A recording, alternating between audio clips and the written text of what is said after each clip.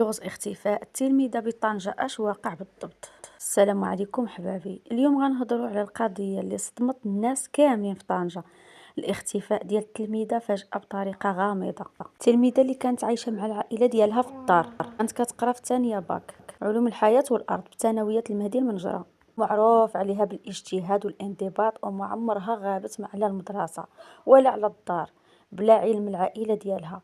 اللي وقع هو انها مشات للمدرسه نهار الجمعه الماضي اللي فات وما رجعتش، والعائله دخلت في حاله صدمه كبيره وبداو كيقلبوا عليها في واحد المكان. كل واحد فين تشتت، كل واحد فين مشى كيقلب بالطبع.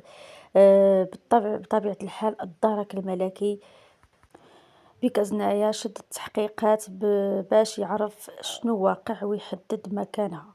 السلطات اكدوا انهم مازال ما كيعرفوش واش كاين شي حاجة ولا شي فعل إجرامي، والتحقيق لا زال مستمر لحد الآن.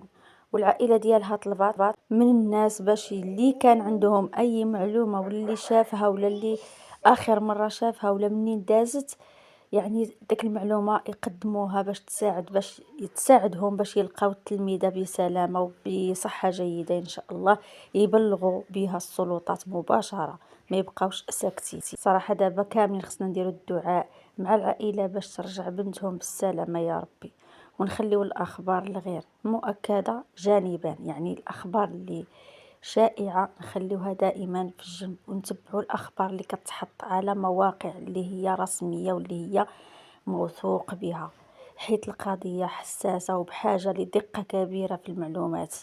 فهنا غنقول لكم اخوتي بسلام عليكم، وما تنساوش الدعاء لهاد البنت هذه يلقاوها الوالدين ديالها في القريب العاجل ان شاء الله، ويطمئن قلبهم يا ربي، والله ياخذ الحق في كل واحد كيحقد، وفي كل واحد كيدير الفتنة وسط العائلة، وبالخصوص في هذا الشهر الكريم رمضان. يعني في هذا الشهر هذا شفنا بزاف ديال الحوايج وقعوا، اللي ما خصهمش وقعوا.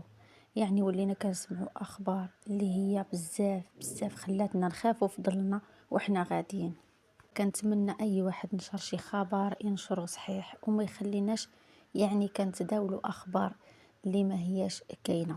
حتى حنا ولينا كنشوفوا داك الاخبار بقوه ما كنشوفوها على مواقع، كنبقاو غاديين وكنشوفوا في جنابنا، خايفين على راسنا وعلى ولادنا. ماشي ولينا خايفين على ولادنا، ولينا خايفين على راسنا وعلى ولادنا.